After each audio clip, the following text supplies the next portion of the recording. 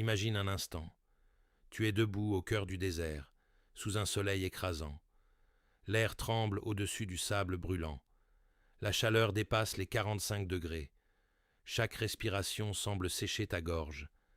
Et pourtant, tu franchis l'entrée étroite d'une pyramide vieille de plus de 4000 ans. Quelques pas seulement. Et soudain, tout change. La température chute. L'air devient étonnamment stable. Ni froid, ni chaud. Juste, parfait, presque irréel. Pas de ventilation moderne. Pas de climatisation. Pas d'électricité. Rien. Juste de la pierre. Et c'est là que naît la question qui intrigue les scientifiques depuis des décennies. Comment des bâtisseurs de l'Antiquité ont-ils pu créer un système thermique aussi parfait, bien avant l'invention de la science moderne? Parce que voici ce que peu de gens savent. À l'intérieur des grandes pyramides, la température reste pratiquement constante toute l'année, autour de 20 degrés Celsius, quelle que soit la chaleur extérieure. Été brûlant, nuit glaciale du désert, tempête de sable, rien ne perturbe cet équilibre. Et écoute bien, ce phénomène n'est pas un simple hasard architectural. C'est là que tout bascule, parce que plus les chercheurs étudient ces structures, plus ils découvrent que cette stabilité thermique n'est pas seulement impressionnante, elle semble intentionnelle. Et c'est ici que l'histoire officielle devient moins confortable, car pendant longtemps, on a expliqué les pyramides comme de simples tombeaux monumentaux, des monuments funéraires destinés aux pharaons. Mais quand on observe leur conception interne, leurs couloirs étroits, leurs chambres profondément enfouies, leurs matériaux choisis avec précision, une autre réalité apparaît, une réalité beaucoup plus fascinante. Tu te demandes peut-être pourquoi. Pourquoi des bâtisseurs antiques auraient-ils accordé autant d'importance à la température intérieure d'un monument censé abriter un corps, déjà momifié? Pourquoi créer un système thermique aussi sophistiqué pour un simple tombeau? Et c'est ici que les indices historiques commencent à raconter une autre histoire. Regarde d'abord les matériaux utilisés. Les blocs extérieurs sont constitués de calcaire blanc, extrêmement dense, capable de réfléchir une grande partie de la chaleur solaire. À l'intérieur, les chambres principales sont construites en granit massif, une roche aux propriétés thermiques exceptionnelles. Le granit possède ce qu'on appelle une forte inertie thermique. En termes simples, il absorbe lentement la chaleur et la libère tout aussi lentement. Imagine une batterie géante, mais au lieu de stocker de l'électricité, elle stocke la température. Les pyramides fonctionnent exactement comme ça. Pendant la journée, lorsque le désert devient brûlant, les couches externes absorbent progressivement la chaleur. Mais celle-ci met des heures, parfois des jours, à pénétrer profondément dans la structure. Et pendant la nuit, quand le désert se refroidit brutalement, cette chaleur est lentement relâchée vers l'extérieur. Résultat, à l'intérieur, les variations de température sont presque inexistantes. Un équilibre parfait. Mais voici ce que l'histoire officielle ne dit pas. Cette régulation thermique ne dépend pas seulement des matériaux, elle dépend aussi de la forme. La forme pyramidale elle-même agit comme un régulateur thermique naturel. Sa géométrie permet de disperser le rayonnement solaire de manière optimale. Les angles inclinés empêchent l'accumulation excessive de chaleur sur une seule surface. C'est un peu comme si la pyramide était conçue pour respirer thermiquement. Et ce n'est pas tout. Les couloirs internes jouent également un rôle crucial. Ils sont étroits, parfois sinueux, et orientés selon des angles très précis. Ces passages limitent la circulation d'air chaud, empêchant les échanges thermiques rapides. En d'autres termes, la pyramide fonctionne comme une immense bouteille thermos, une technologie que nous considérons aujourd'hui comme moderne, mais qui existait déjà il y a plus de 4 millénaires. Et c'est ici que les choses deviennent vraiment fascinantes, parce que certains chercheurs pensent que cette stabilité thermique n'était pas seulement une question d'ingénierie, mais une question spirituelle. Pour les anciens Égyptiens, la température était liée à l'équilibre cosmique. Dans leur vision du monde, l'univers était gouverné par un principe fondamental appelé Ma'at, l'ordre, l'harmonie, l'équilibre parfait entre les forces. Et la pyramide n'était pas seulement un monument, c'était une machine symbolique destinée à maintenir cet équilibre. Les prêtres croyaient que l'âme du pharaon devait traverser un état intermédiaire avant d'atteindre l'au-delà, un état où le corps devait être protégé non seulement de la décomposition, mais aussi des fluctuations énergétiques. Pour eux, la chaleur excessive représentait le chaos, le froid extrême, la stagnation. La stabilité thermique symbolisait l'éternité, un espace hors du temps, un lieu où la transformation spirituelle pouvait se produire.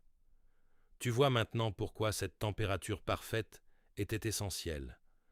Elle n'était pas seulement physique, elle était sacrée. Mais voici ce que l'histoire officielle ne dit pas. Certains archéologues ont remarqué un détail troublant. Dans plusieurs pyramides, les chambres les plus importantes se trouvent précisément à l'endroit où la stabilité thermique est maximale. Pas par hasard, par calcul. Cela signifie que les bâtisseurs comprenaient non seulement les propriétés des matériaux, mais aussi la circulation de la chaleur dans un espace fermé. En d'autres termes, ils maîtrisaient des principes que nous associons aujourd'hui à la thermodynamique, des concepts qui ne seront officiellement formulés par la science qu'au XIXe siècle. Alors comment est-ce possible? Comment une civilisation antique, sans instruments modernes, pouvait-elle atteindre un tel niveau de précision thermique? C'est là que tout devient encore plus intrigant, parce que certaines théories suggèrent que ces connaissances provenaient d'une observation extrêmement longue de la nature. Les anciens Égyptiens vivaient dans un environnement où les variations thermiques du désert étaient extrêmes.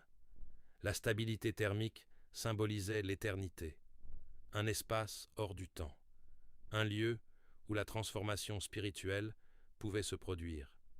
Tu vois maintenant pourquoi cette température parfaite était essentielle. Elle n'était pas seulement physique, elle était sacrée.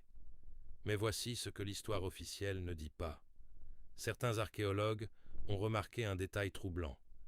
Dans plusieurs pyramides, les chambres les plus importantes se trouvent précisément à l'endroit où la stabilité thermique est maximale.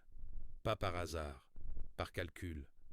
Cela signifie que les bâtisseurs comprenaient non seulement les propriétés des matériaux, mais aussi la circulation de la chaleur dans un espace fermé. En d'autres termes, ils maîtrisaient des principes que nous associons aujourd'hui à la thermodynamique, des concepts qui ne seront officiellement formulés par la science qu'au XIXe siècle. Alors comment est-ce possible? Comment une civilisation antique, sans instruments modernes, pouvait-elle atteindre un tel niveau de précision thermique? C'est là que tout devient encore plus intrigant, parce que certaines théories suggèrent que ces connaissances provenaient d'une observation extrêmement longue de la nature. Les anciens Égyptiens vivaient dans un environnement où les variations thermiques du désert étaient extrêmes, jours brûlants, nuits glaciales.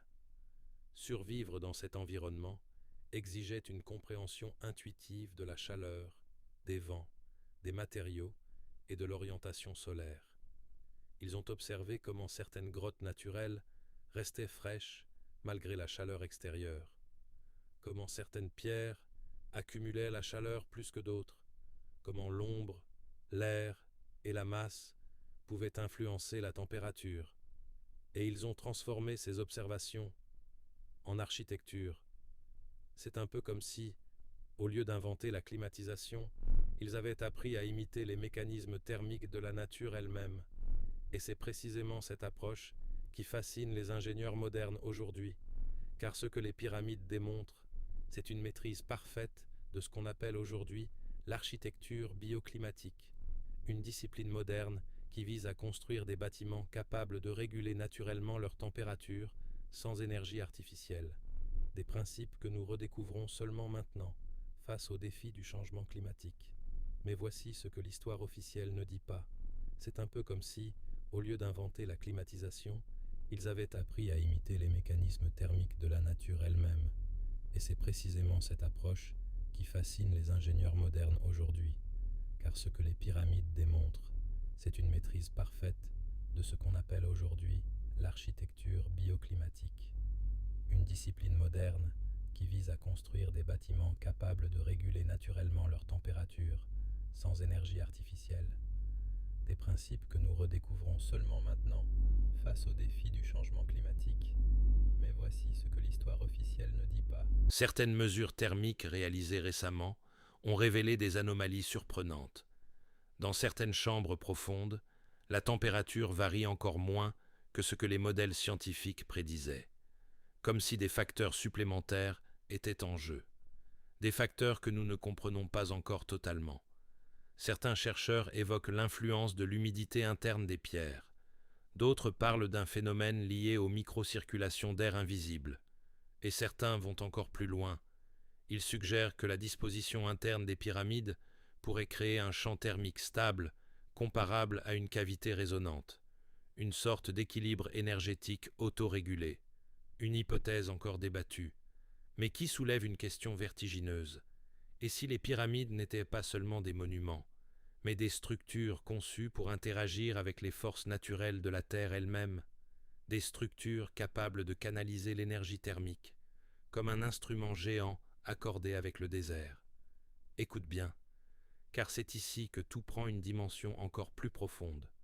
Les anciens Égyptiens ne séparaient jamais science et spiritualité. Pour eux, comprendre la nature, c'était comprendre le divin. Maîtriser la chaleur, la pierre et l'air, c'était participer à l'ordre cosmique. Construire une pyramide, ce n'était pas seulement bâtir un monument, c'était recréer un équilibre universel sur Terre, un point de stabilité absolue au milieu du chaos du monde. Et c'est peut-être cela, au fond, le véritable secret thermique des pyramides.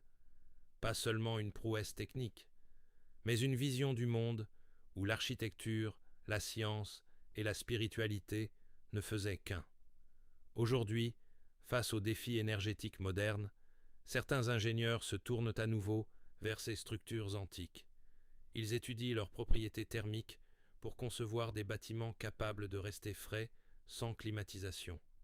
Des hôpitaux, des écoles, des habitations, inspirés par une technologie vieille de 4000 ans, comme si le passé contenait déjà les réponses à certains problèmes du futur. Alors, la prochaine fois que tu verras une pyramide, ne la regarde pas seulement comme un tombeau ou une merveille touristique. Regarde-la comme ce qu'elle est vraiment, une gigantesque machine thermique naturelle, un chef-d'œuvre d'ingénierie invisible, un témoignage silencieux d'une connaissance ancienne que nous commençons seulement à redécouvrir. Et peut-être que le plus grand mystère des pyramides n'est pas comment elles ont été construites, mais pourquoi une civilisation antique avait déjà compris des principes que nous pensions avoir inventés. Alors la question reste ouverte. Que savaient vraiment les bâtisseurs des pyramides, que nous avons oubliés pendant des millénaires? Et si ces secrets thermiques n'étaient qu'une première porte vers une compréhension beaucoup plus profonde des connaissances perdues de l'Antiquité? Parce que ce qui est certain, c'est que plus nous étudions les pyramides, plus elles semblent nous observer en retour, comme si elles attendaient encore que nous soyons prêts à comprendre tout ce qu'elles ont à révéler.